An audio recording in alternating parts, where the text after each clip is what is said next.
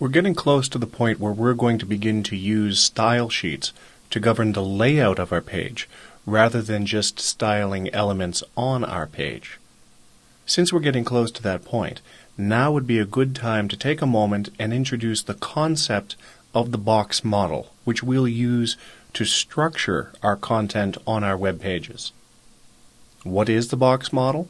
Well, let's think about an element that we worked with many times before, such as the paragraph element. That paragraph element represents content that we frequently use on our pages. So let's think about that content as a box. If you're doing a napkin sketch about what you want your page to look like on the train on the way to work, when you figure out what HTML element you want to have structuring your content, as in this example, a paragraph tag, draw a box around it. Now there are three things that we're going to focus on when it comes to manipulating content in this box model concept. We're going to focus on padding, border, and margin. What are those?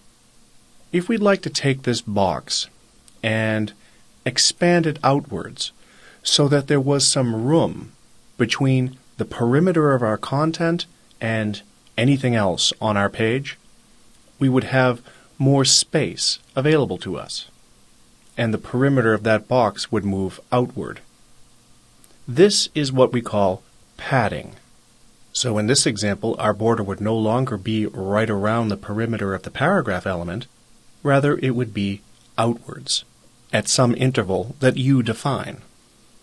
Also, at that perimeter, spaced out at an increment that you define, you have the ability to define a border, which in this case I exaggerated with a shade of blue here to illustrate the point.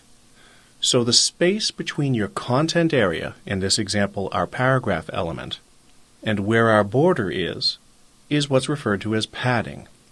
Now we can also create space on the other side of the border.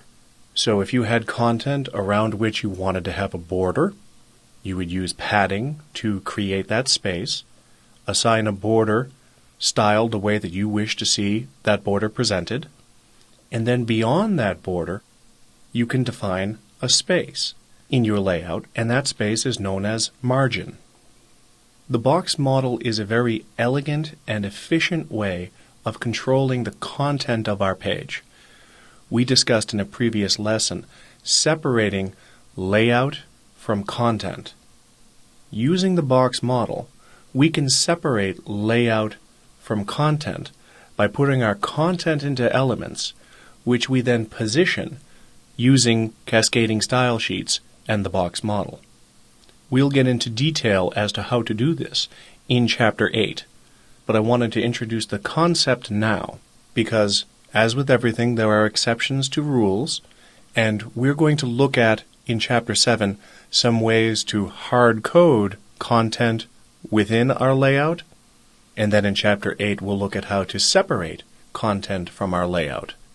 There are advantages and disadvantages to both methods for laying out your site, and we'll illustrate that as we walk through those chapters.